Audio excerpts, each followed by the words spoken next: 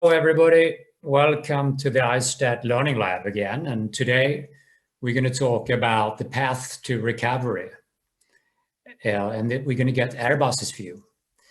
And to do that, we have Bob Lange in the studio in Toulouse. Bob is Senior Vice President, Head of Business Analysis and Market Forecast.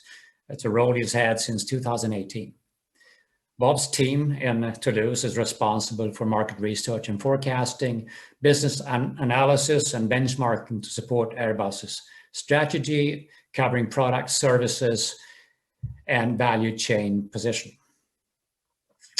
Bob began his career as a future projects engineer in the military transport segment after completing an apprenticeship and an honors degree in engineering at Bath University.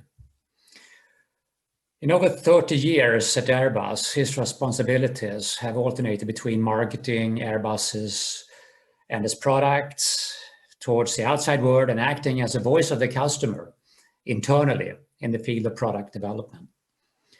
Bob held marketing account responsibilities in North America and Asia, followed by product marketing responsibility for the A330 and A340 program and the A380 program. He subsequently led the new product communications team before moving to product strategy, where he worked on the launch of the A350.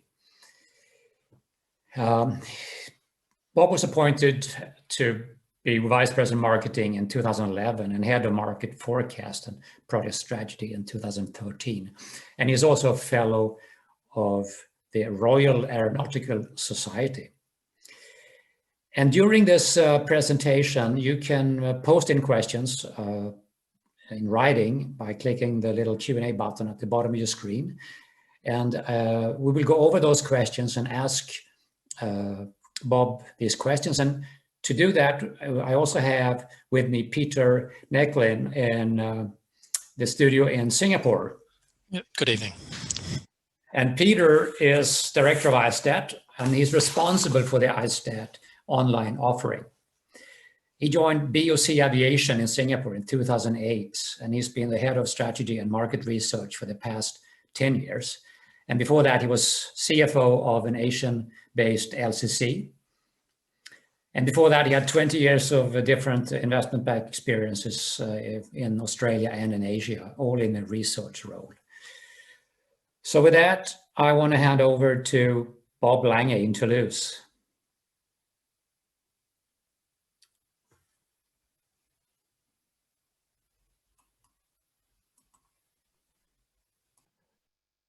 Can everybody hear me now, Niels?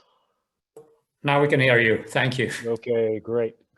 It's much better without the mute on, but those are the joys of virtual meetings rather than ISTAT's normal meetings. Okay, so if I could have the first slide, please. Okay, and then the second slide.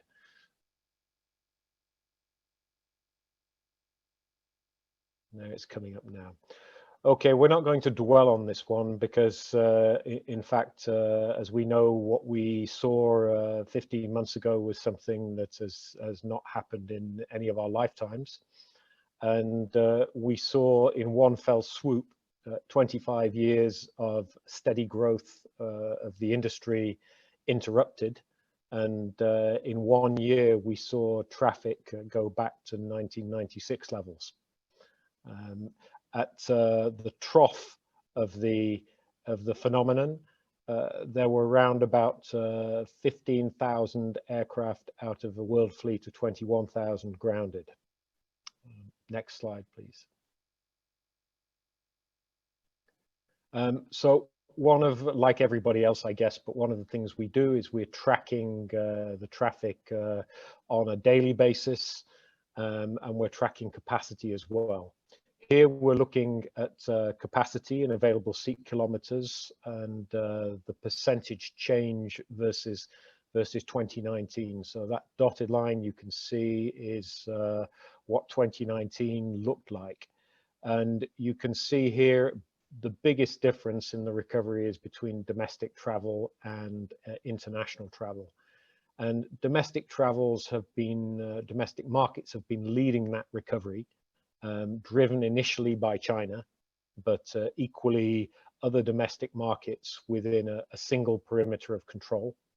And particularly since the vaccination started, these have been rising quite considerably, so that last month they were within 10% of where they would have been in 2019 on an average world basis. On the other hand, the recovery of international travel has stayed flat since the initial recovery in spring, summer last year, so roughly flat. And you can see in the dotted line the cumulative effect of the two of those. What we will see is that a large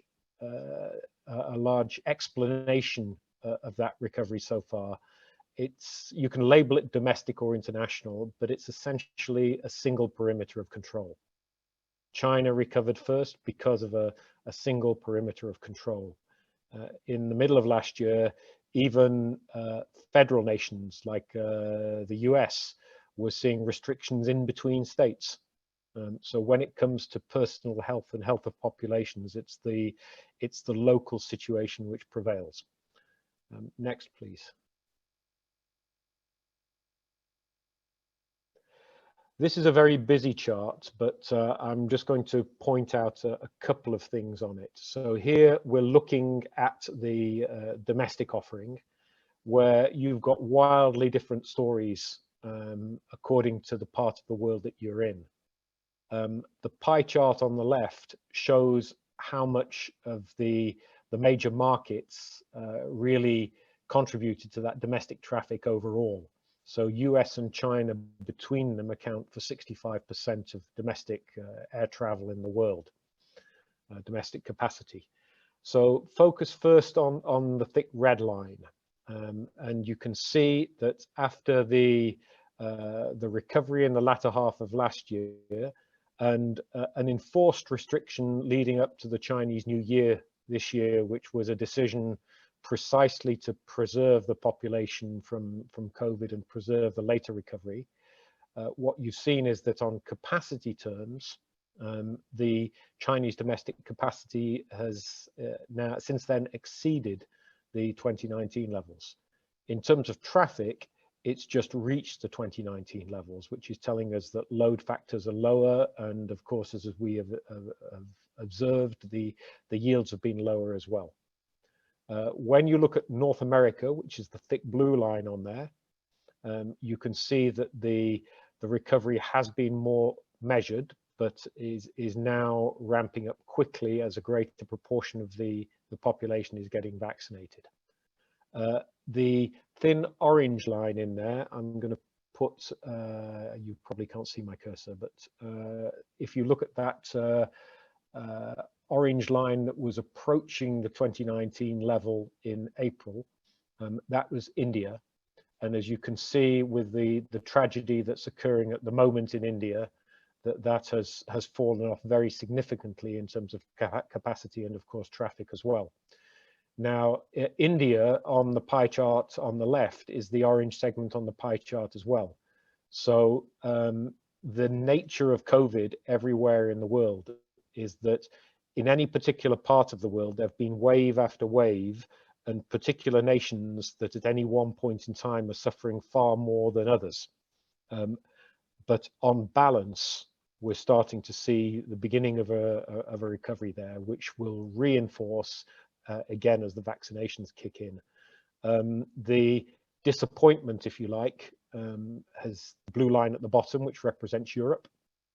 And again, Europe is on the pie chart on the left, again, a small segment, but that's because we don't see intra-European travel as domestic travel, even though in normal circumstances it's treated as such. So again, that question of perimeter of control, one nation may lift barriers and another one may impose them. Next chart, please. On international, it's more of a slow improvement. And in fact, again, in that international, if you look at the light blue line there, you'll see what's happened in Europe, because that intra-European travel is international travel. So it's recovered after the first set of lockdowns reasonably strongly last summer to around half the capacity you would normally expect, and has steadily declined since then as further waves kicked in. The green line at the top, Central North America, is really reflecting the situation between Mexico and the US largely, and that is not a major part of world international travel, but it's showing what can happen. And again, what's been happening in Asia is largely the result of preservation measures that particular countries have taken to preserve their local populations and allow freedom of commerce and freedom of activity locally by essentially shutting the borders. So we're still only at 30% of the 2019 level. Next, please. Now, one of the bright points of what's been happening has been the cargo demand. Of course, we've seen why that is. It's largely because so many wide-body passenger aircraft have not been operating. The world's freighter fleet has been flying more hours than it's ever flown. Aircraft that are in storage and thought to be unlikely to come back into service have been brought back into service as dedicated freighters. And up to 27% of the current wide-body operations could be called, I personally don't like this acronym, freighters, for passenger aircraft operating as freighters. In some cases, those are pure passenger aircraft operating flights carrying freight only, which means when you're tracking them, they're often registered as passenger flights, or passenger aircraft which have been temporarily converted to also carry freight in small pallets that go through the doors on the main deck. But that's a significant part of the operation. And it's been very useful to sustain the operations of many network carriers. It's important for network carriers whose activity is based on flow through their hub to be able to maintain that connectivity even when it's painful to do so, but hopefully without excessively losing money on those operations. So in fact, many of these wide body services, thanks to freight, are being operated in circumstances where they only just break even on their cash costs. But it nevertheless allows the airlines to maintain a presence, to maintain a network, and to maintain connectivity through their hubs. Next chart, please. So when we actually look at the flows that are concerned there, it's not surprising to see that the top flows for these so-called freighter operations are the flows involving China, North America, Europe, Asia, and within Asia Pacific. So these are compensating to an extent or mitigating the revenue loss from the tight border restrictions between countries. Next chart, please. I'd like in this section to take you through the way in Airbus we've modeled this. And we haven't been the most talkative party in the market for the last year. In part, that's because our priority as a business has been trying to adapt what we do to our customers' needs. And I think it's fair to say that in circumstances where you can't operate aircraft, taking delivery of aircraft is really something that customers don't want to do.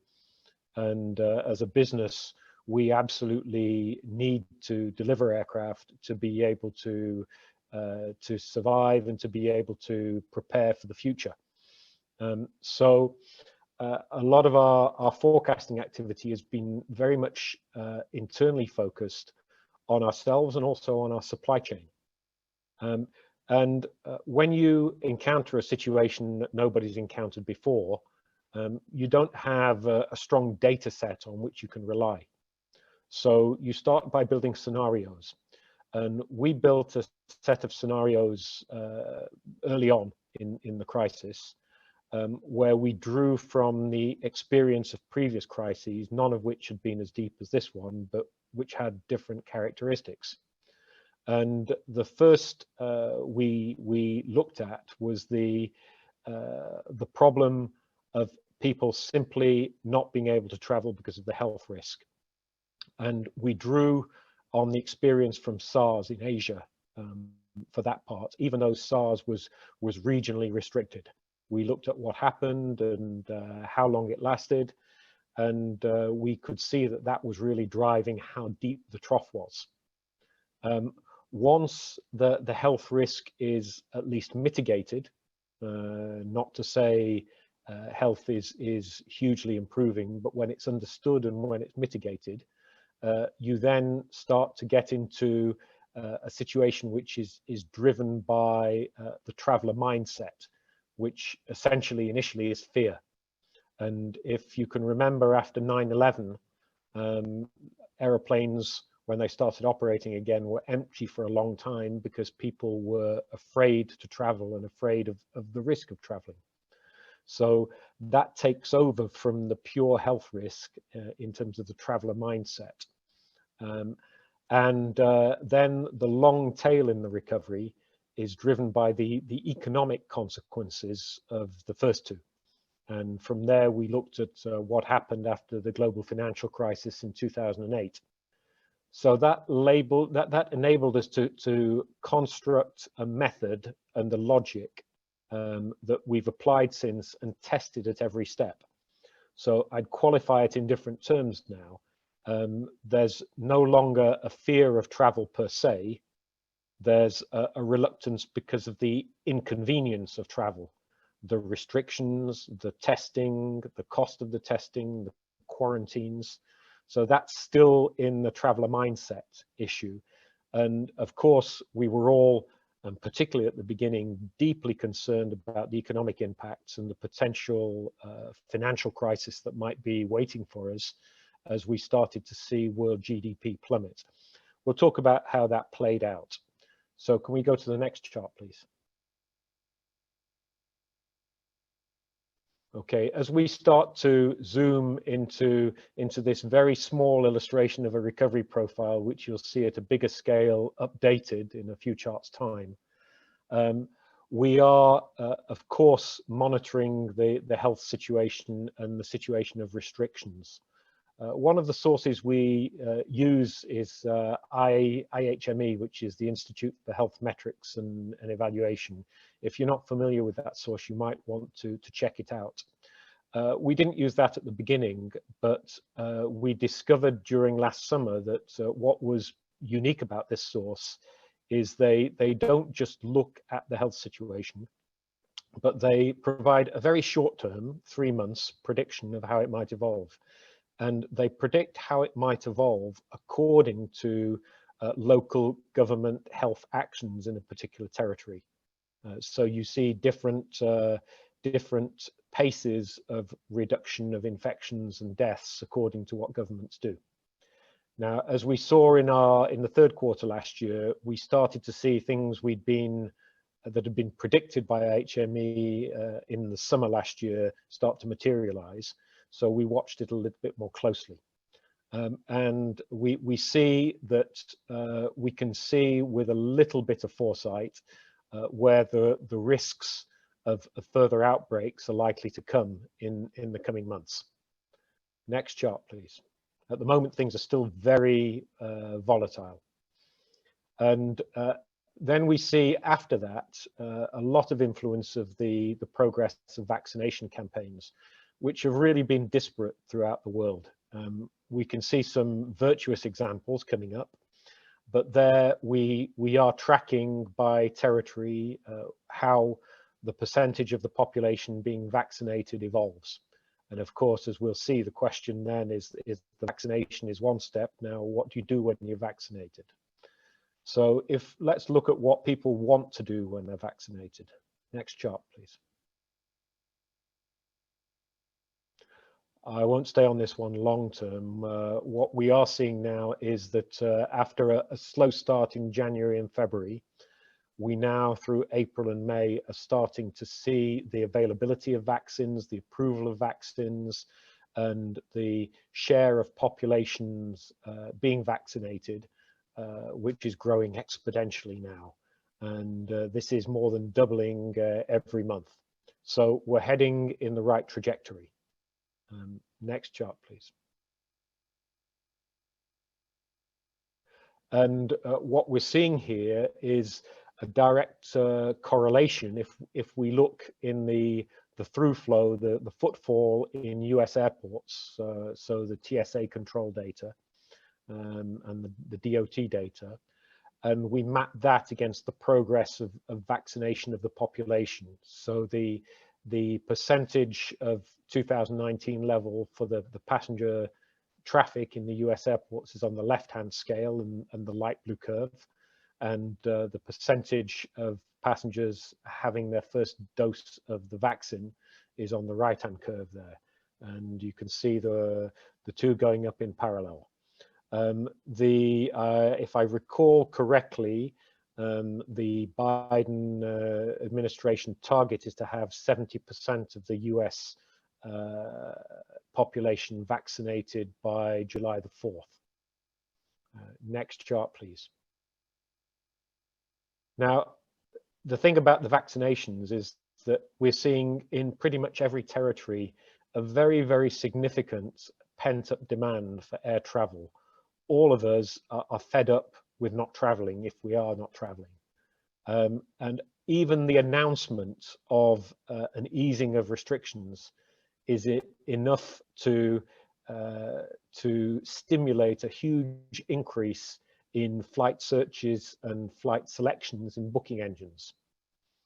So here we're seeing the correlation against the week of the year in the UK from the governmental announcement that travel would be restricted, travel restrictions would be eased at the end of May, to the impact of a more than doubling of trip selections on the booking engines. Now, of course, as we've seen this week, it hasn't quite materialized as beautifully as at least the travel industry and all of us would like to see in terms of the first 12 nations on the UK's green list. And I'm sure that people are delighted they can travel to and from to the airport in St Helena, particularly on the 200th anniversary of Napoleon's demise. But it's not going to, on its own, save the industry. But it's a step, and it's really showing what we can expect as we get more unblocking of the travel restrictions. A more virtuous one is on the next chart. And this is what happens when you see two nations which are advanced on the vaccination program. So this is what was happening in the weekly searches for Israel USA flights as the vaccines were administered in greater numbers in both countries. So you've got light blue in 2021 and the same period in 2019 in the dark blue here. And that crossover point where at that point 60% of Israelis had received the vaccine and 30% of Americans. So it immediately prompted a surge in demand for flights. And we should expect to see this as we get more and more country pairings which open up. As we start to move into the summer, we will get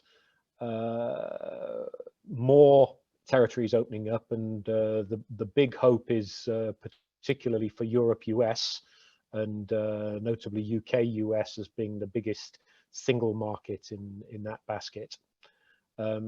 Again, we need to remember the current fundamentals of traveling in COVID. What we've seen is that as the uncertainty increased, the typical lead time between people booking and traveling reduced, and it reduced to below 60 days. We see that when restrictions are eased, those lead times typically jump quite quickly to anything from 80 to 120 days before stabilizing again at 80, 90 days. The European industry and the European airlines in particular have a greater proportion of their annual revenues which are driven by the northern summer than airlines on other continents. So it's a key period for these guys.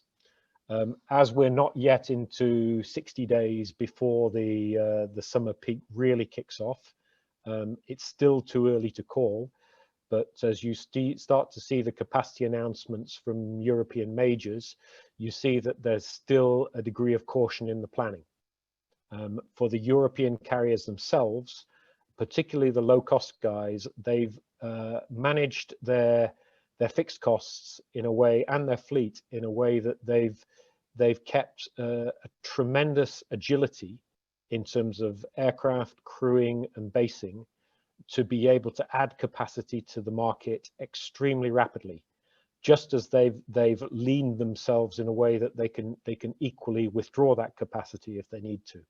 So I think we'll see a strong performance or a strong reaction either way, and a rapid reaction from the low-cost airline community. Next chart, please. But of course, it needs to be consolidated. And the popular backlash against the inability to travel is a voice which is growing, particularly here in Europe. So there is more and more pressure to find ways of recognizing people's testing status, people's vaccination status, and to smooth the flow. We have an initiative in Airbus we call Keep Trust in Air Travel, where we're an active participant with IATA and ICAO, particularly with the CART initiative, in order to get the flow moving again. And it really will be for a part of the industry, in addition to the domestic markets, it will be the intra-Europe and transatlantic that may well set the tone for the summer. Next chart, please. And IATA, of course, is extremely active with a pass called the IATA Travel Pass. At the end of the day, in Europe, I've avoided the use of the term vaccine passport because it has all kinds of freedom connotations in Europe and probably in other parts of the world too.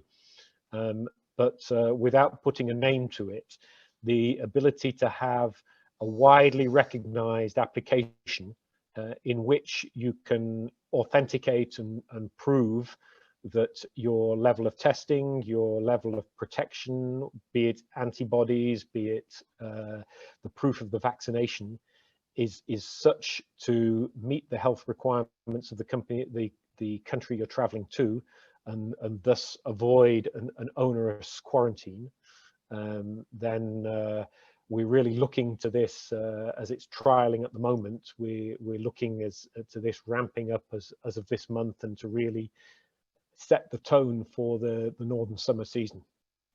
Next, please. In the long term, it really will be the economic recovery that will drive the return of traffic. The simple view is it's linked to GDP.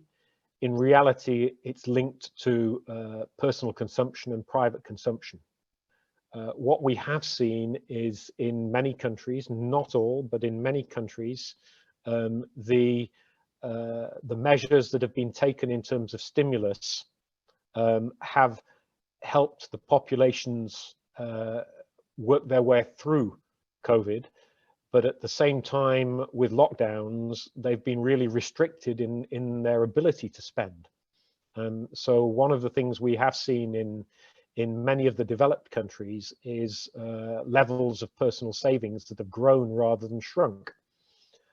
When we start to look at the GDP projections, we can see on the chart on the right how successive outlooks for the future, and here we're only going out to the end of 2024, but how those have improved. So we all saw the big drop, but back in the middle of last year, we were expecting those to recover slowly and then track what they might have been after 2019. And with successive forecasts, we're seeing that they still are expected to track that evolution, but to recover closer and closer to what it was. Now, the jury's still out, frankly, because a lot of the good news is from the impacts of stimulus measures, not least the 2 trillion in the US. But of course, longer term, there's still some concern of whether this might bring in inflationary pressures, but we're not there yet. Next, please. So this is just an example here of the leading indicators we do in terms of economic indicators. We track around about 8 different reputed leading indicators of the risk of a recession coming up. And one of the surprises over the last 15 months is how robust these have been. Whether it's the financial stress index, whether it's long-term government bond yields, and more importantly, the spread between the long-term and the 3 months. So we're seeing, relative to previous perturbations, low levels of financial stress with a positive trend there. With the long-term government bond yields, they're rising in some countries, but from a low level. When we see currency exchange rate movements, we're seeing at the moment a relative stability in the advanced and emerging economies. We need to be careful looking at the purchasing managers indicators, whether they are for manufacturing or for services, where we have seen some signs of weakness in the first months of 2021, except in the US, which is pretty robust. We've seen good stock market performance. I daren't put an arrow next to that in any direction other than parallel, because nobody wants to get into the debate of whether markets are overpriced or not at the moment. It's a completely separate debate. And of course, we need to look at the impact on commodity prices, particularly in Q1. Many commodity prices surged, and we expect there to be some pressure there continuing in the context of disruption of supply chains. But globally, we're seeing indicators at the moment that are supporting a firm recovery. Next, please. So, at long last, this is what it looks like. At least this is our version of what it looks like. And this is the spread of outcomes. We call it our recovery corridor of traffic. And this is what is informing Airbus internal decision making. Now, of course, the devil is in the detail. This is aggregated traffic in RPKs, with a base of 100 in the equivalent month of 2019, so pre-COVID. And we see a spread of recovery to 2019 levels again. As we're in this middle period here, the shape of that will really be driven by vaccinations, and more importantly by the easing of travel restrictions, and the 22-23 profiles will be more driven by economic performance. So you can see the spread, particularly in the next year or two, is quite large. Every time we use this chart internally, everybody focuses on the last 3 months and they say, wait a minute, this is tracking that lower curve there. So this means that it will track the lower curve all the way through. This is really important when we see how we need to react as an industry, because as those of you that follow the airlines very closely, you know that the airlines have done everything they can to take cash burn out of their business. and to raise cash and raise funds in order to be poised to come back when the market wants to come back. So everybody can see this pent-up demand, and they're looking to make sure they have the right level of supply. Some airlines are storing aircraft. Other airlines are operating a much larger proportion of their fleet, but at very low utilizations, because they're doing the trade-off between the cost of storing an aircraft for a month and the cost of flying an aircraft for a few hours in that month. In both cases, it's a cost, but it's a trade-off. Of course, as we start to see the pent-up demand, we know there's a strong likelihood that the demand itself will want to move very rapidly upwards at some point in the next year, and possibly even more quickly than that. And of course, for us as an OEM, it's important that we are ready for that in terms of our production rates, that our supply chain is ready for that. We know that if we are too aggressive or too bullish in ramping up, that this will put greater pressure on our supply chain, both in terms of their ability to ramp up and also in terms of the inventories that they're carrying. But equally, we know that if we're slow to ramp up, we're in a business where we don't build aircraft on speculation. When we ramp down, it's because there are no airlines or lessors to take delivery of those aircraft when the deliveries come up. When we ramp up again, it's because it's backed by a firm order book that is expecting those aircraft in that time frame. Again, there's uncertainty there. One of the things we track as well is MRO activity, because when airlines are looking to bring aircraft coming back, as you know, to reduce cash out, people have been using up green time on airframes and engines. And of course, there are limits to that. So you then need to start spending on MRO to have the fleet ready for the recovery. So the bottom line on this is that we see a recovery overall between 2023 and 2025. And on the next chart, I'm going to share something that you won't have seen before, which is how those recovery shapes look if we separate out domestic traffic and international traffic.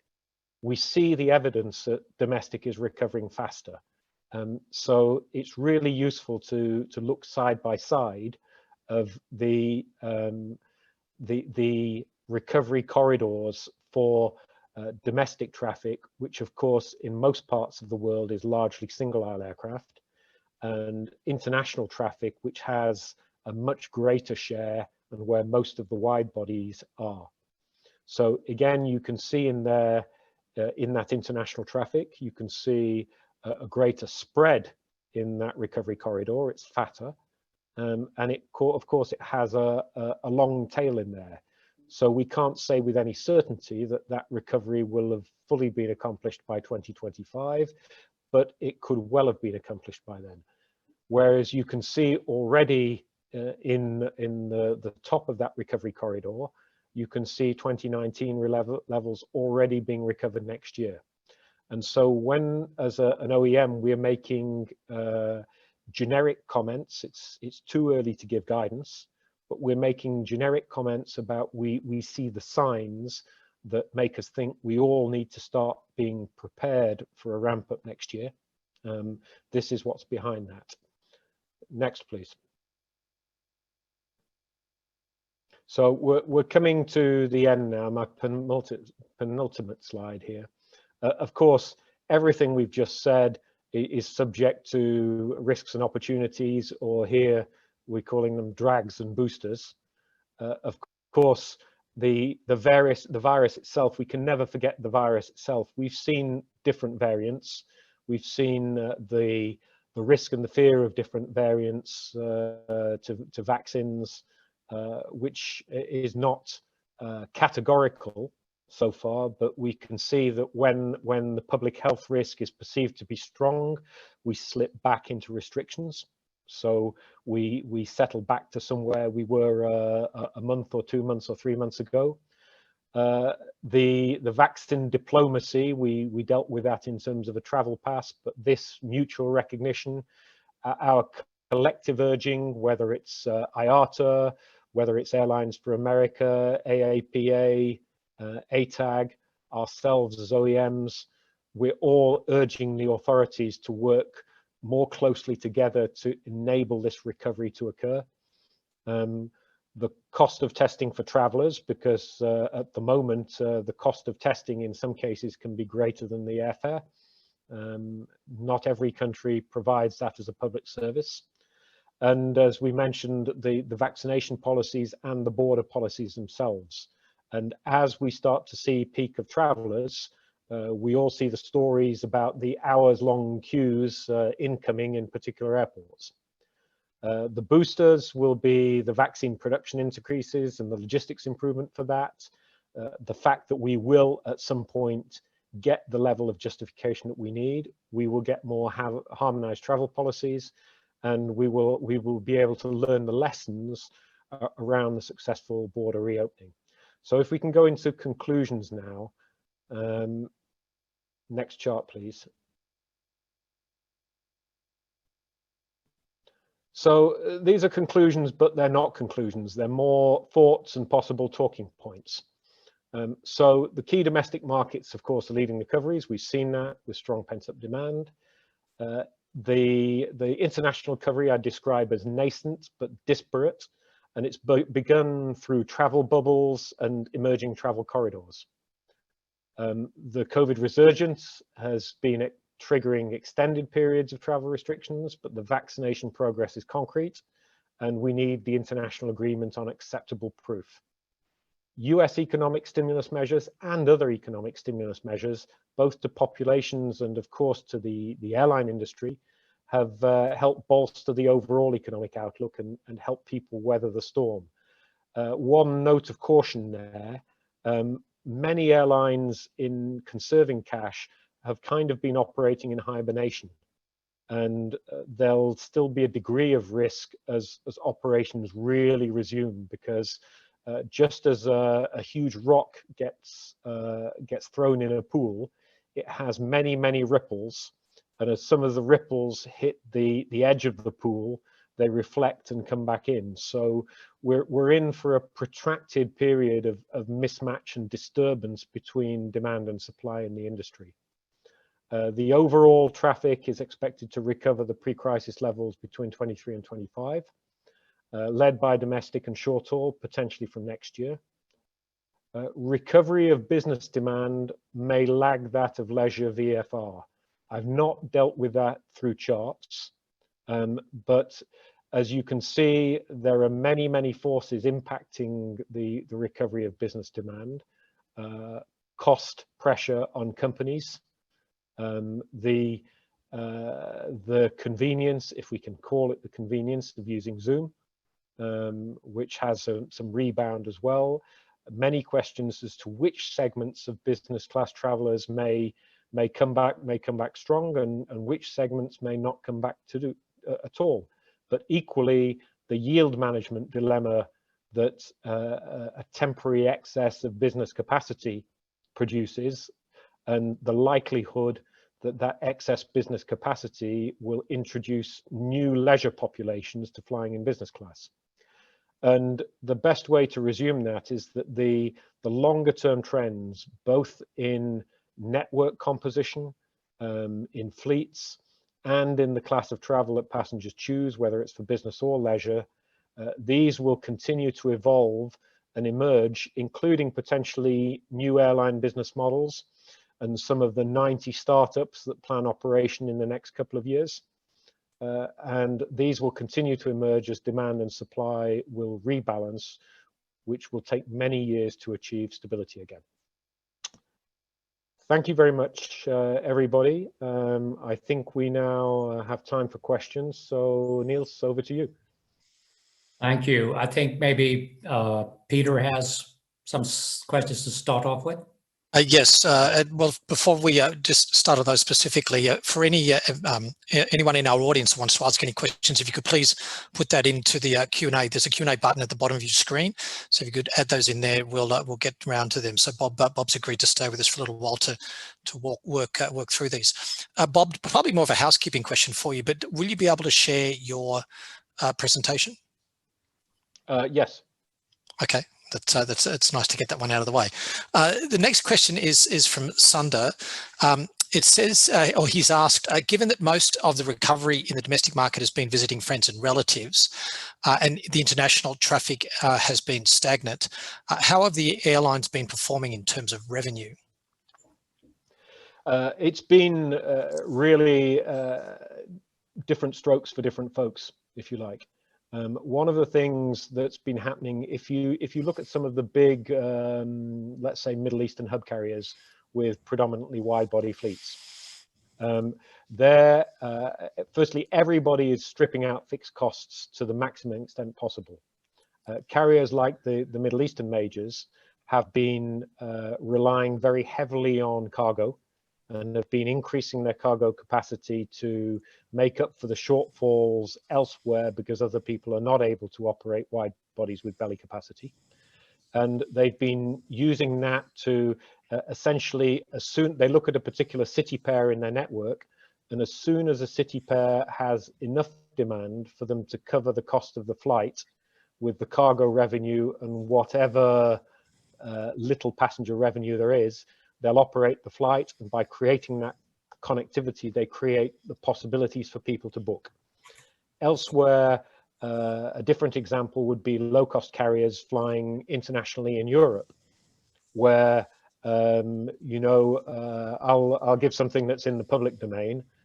Pre-COVID, Ryanair, unfortunately not an Airbus operator, but Ryanair were basing 2 aircraft in Toulouse. And they announced a few weeks back that they would base 1 aircraft in Toulouse. And they were very forthcoming in the information they put in the press. So 1 aircraft, 18 destination, 30 crew members, which if you look at a 737-800 with 2 pilots and 4 flight attendants, that's telling you 5 crews per aircraft. I'm not giving away any state secrets here. So they know that as soon as the demand is there, as they're releasing bookings for sale, they've got clusters of bases where they can build the network back 1 aircraft at a time. And if it doesn't work, they can cut it. And that's a contrast at the opposite end of the scheme. In between, everybody is trying everything basically to try and ensure they've got a level of activity to sustain the operation until they're ready and poised to restart.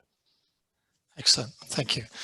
Next question is from Peter, who's asked that long-haul travel has changed. There's less business and more visiting friends and relative travellers, and there's also potentially more point-to-point and less connecting traffic.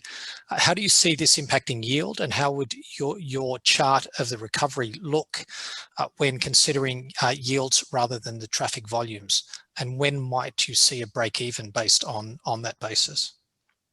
Well, initially what I would expect from previous crises is that, first of all, airlines, priority 1, surviving and being able to recover. Priority 2, rebuilding the network, equally from a financial perspective, rebuilding the balance sheet. In order to rebuild a network, you have to operate. So it's likely that the yield recovery will lag the network recovery.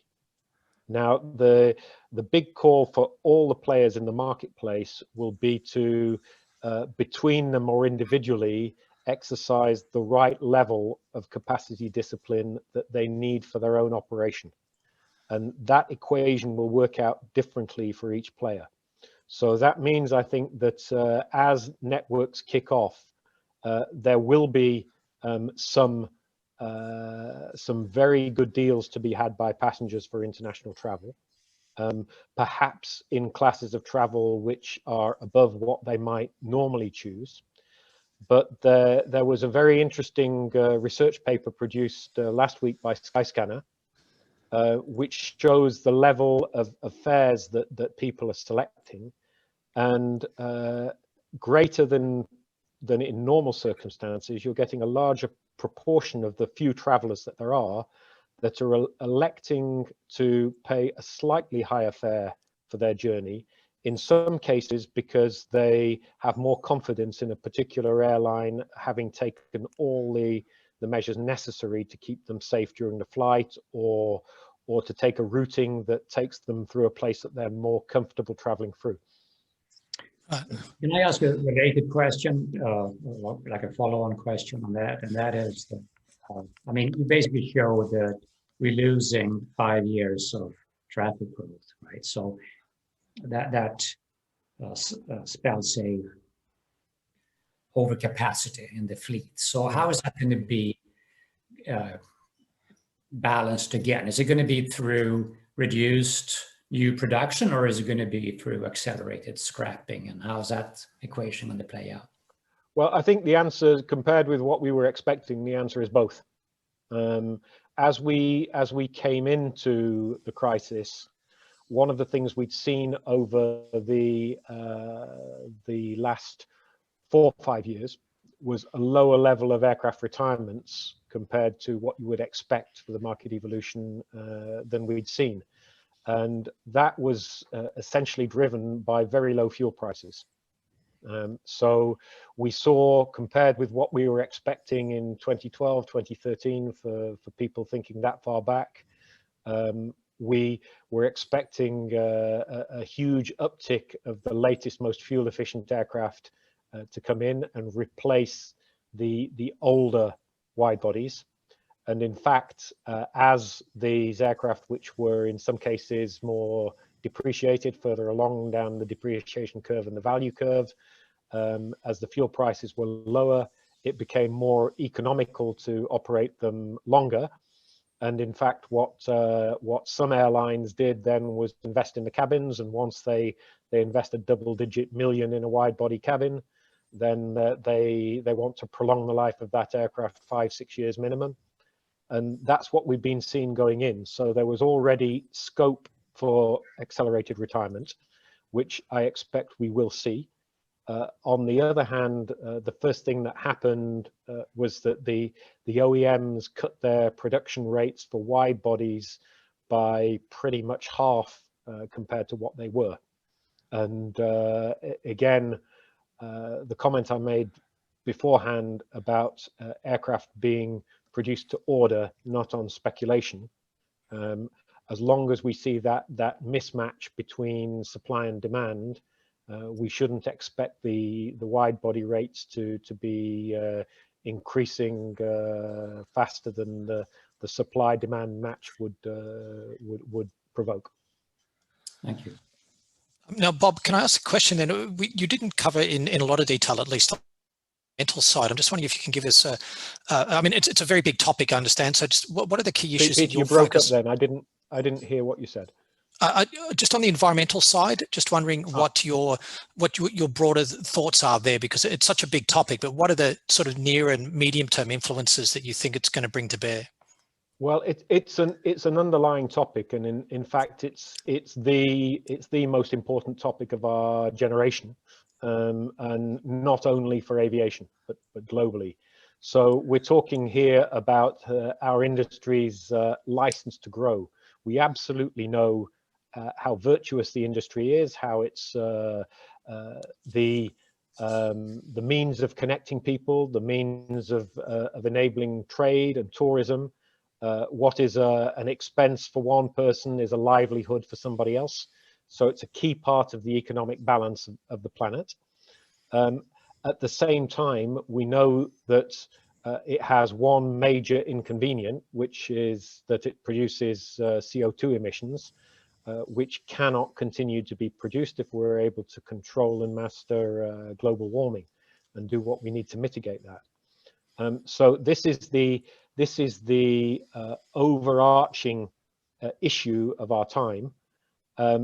As we come back, we're going to see more and more pressure, and perhaps the simplest way to describe it is we all everybody in the value chain in aviation needs to get used to the fact that energy for air transport will be challenged in the future. It'll be challenged in terms of the quantities of clean energy, and it will be challenged in terms of the price of that energy. So we all need to get used to a future where we will start by mitigating the CO2. So we will have CORSIA, we will have the offset schemes, which will help us build a bridge to the greater availability of biofuels, which generate lower levels of CO2. The biofuels themselves will build a bridge after that to the synthetic sustainable aviation fuels.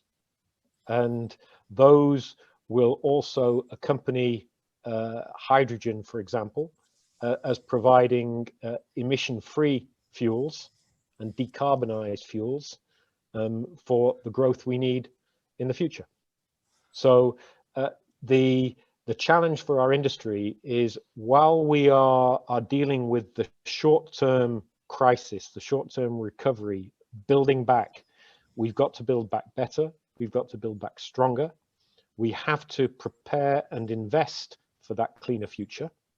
And that cleaner future, there is no silver bullet here. There's no one element which is going to solve the issue on its own. So it will mean that the newest, most fuel efficient aircraft will need to flow into the system, and older, less fuel efficient aircraft will need to flow out. The scaling up of sustainable aviation fuels, both biofuels and synthetic fuels, needs to be accelerated. And that already needs to be accelerated this decade. And as you know, in Airbus, because we have a strong ambition to be a leader in helping our industry decarbonize. So that means that we are advancing demonstrators and research, and we're investing to be able to prepare that next generation of decarbonized aircraft. And at the same time, we are urging, as many other industry actors are, we're urging for greater investment, greater incentives, greater focus on the scaling up and the availability of SAFs. Excellent, thank you. We have one last question from the audience for you, Bob. It's been asked by both David and Max. It says, what percentage of business sorry, my apologies. How do you see the recovery of the big Sixth Freedom operators who are so dependent on the mix of international traffic? And how does that play into your scenario or your projected scenarios? Well, first of all, it's within that corridor. That corridor is really the bounds of everything we're seeing. So there isn't a scenario we've evaluated or studied that is better or worse than that. If somebody invents a new pandemic in a year's time that nobody's ever come across or not, I reserve judgment on that. You saw the disclaimer on the first slide. Clearly the Sixth Freedom carriers have had a product where they are offering a lot of premium capacity, and they've built brands that attract a lot of premium capacity between many points. There is a risk in the short, medium term future that premium capacity on the market is going to be underutilized and available for sale. And the challenge for the carriers there will be trying to attract new populations to use that product and then become loyal to that product. So one of the things we may well see is some passengers taking fewer trips per year. This might have sounded a heresy 2 years ago, but people who are taking 20 trips a year, taking 15 instead of 20. And as their own finances come back, they may feel more comfortable paying a little bit more for a little bit more space. So it becomes then a yield management issue for the airline. And again, I think we will settle to a normal in future, which may well not and may be unlikely to be the normal of the past, but where we will have a different segmentation. But what I don't expect is I don't expect any airlines to be confident enough as that materializes to decide to rapidly launch big aircraft reconfiguration programs in order to try and call it in advance. I think it will take a long time for this to flow through the system. Ironically, after 9/11, there was one airline which went in a different direction. Pre 9/11, there were two airlines who'd completely abandoned first class, Continental and Virgin, where they offered a business first type product. But all the other majors were operating first class. And over the next 15 years, the vast majority of them either exited it completely or restricted it to specific markets and maybe specific aircraft models in their fleet. Sure. The big difference was Delta, which in 2002, 2001, 2002, they took the decision to take the first class out of their whole wide body fleet, and they operated 7 reconfiguration lines on 3 continents simultaneously and got their whole fleet through in record time before the market recovered. Now, in the current circumstances where the size of the rock that's been thrown in our pool is so much bigger, I'm not sure if anybody would have the appetite to take such a bold decision preemptively. I understand. Niels, I think that that's about all the questions we have online at the moment, so I'll hand it back to you. Yeah, okay. So to tag on to your answer about the adjustment of the capacity balance, you said that some of this was going to come from lower production rates. Now that means probably lower revenues for the OEMs. And you talked about, you know, the new ESG challenges, and it's going to take a lot of research and investment in new types of airplanes. I mean, how is that going to work if you're not making as much revenue as you did for a few years, and then yet you have to invest in all this research and development? Well, there are 2 elements to that, Niels. First of all, the ability to actually get cash positive. And as you saw from our results, we, after a terrible first half last year, a really dramatic first half, we were able to get back to a cash neutral operation at the end of the year and a cash positive operation in Q1 this year. So that is something which is it's not something to be self-satisfied about, but it's a necessary precondition. And at the same time, we know that when it comes to environmental progress for our industry, we know that we can't do it on our own. In Europe, we have a number of collaborative research schemes, which are a matched funding between government research organizations and Airbus, in the same manner as there is matched funding available to OEMs in the States. So the message really for everybody on the call and everybody in the industry is this is only something that we can resolve together. And it is something that requires really significant investment together, but the alternative to that investment is dramatic, because it is our license to operate and grow in the future. I agree. Then you mentioned also that, I mean, it's an achievement to be cash positive for an OEM right now, right? So that's great. And you also talked about, you know, how the economic outlook is pretty positive. But some of that, I would think, has to do with the enormous amount of stimulus that have gone into the financial markets. Mm-hmm. Do you think there is a risk that the world economy is on some kind of painkillers, and there may be a hangover following that could dent the economic recovery? Well, I think the one thing we all need to be mindful of and to review regularly is we need to see the extent to which inflation can be controlled as a result of the stimulus. So far, we're not seeing signs that it can't. But clearly, as those sums of money do get injected in, there's a degree of risk there. Yeah, I think there was also a question that came in now. You mentioned, the organization, how you can be allowed to travel because you have some kind of health pass or vaccination passport. How is that looking now? If you look at Europe, the US, and the other parts of the world, I mean, what is the progress that has been done to date on that?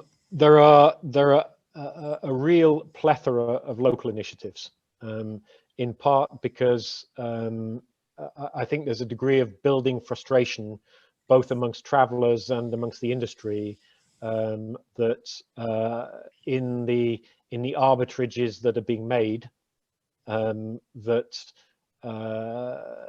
there's a question of whether the arbitrages are being made at the right point in time and at the right level. So clearly there's a degree of frustration about where you can travel. You know, as you look in and read the media in between UK and the US at the moment, with the degree of protection and vaccination and control of the virus, that frustration is building. Now, IATA and ICAO are really working on the international level. So there will be something there that should be durable, that should be consensual, and something we can build upon in the future, and also build in the lessons learned. But equally, as we saw with the Australia-New Zealand corridor, it can be done at a limited level on a more controlled perimeter. So I don't want to list all the initiatives in all the parts of the world, because everybody is trying to find a solution that works. First, something that works short term, and then something that is consolidated and we can build upon. I'm very hopeful. I had a question about your customers, the airlines. I mean, they've really had a tough time, and some will make it through this pandemic by taking on enormous amounts of debt. Mm-hmm. Do you see? I mean, do you have a concern about the wake of the pandemic, that some airlines and some of your customers that have orders will suffer from this high debt burden? It is a concern. It's something that we look at individually with individual airlines. It's something that one of the things we've done since the beginning of the pandemic, and it was actually something that our head of commercial, who was a contracts negotiator during or just after 9/11, what we did do immediately was we were extremely proactive.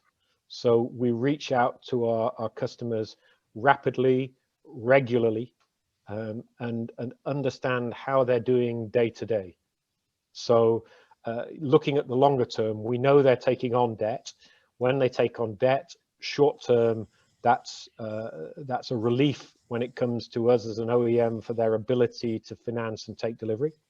And one of the real positive surprises that there's been compared to where we were 15 months ago was the extent to which finance has been available for good risks. That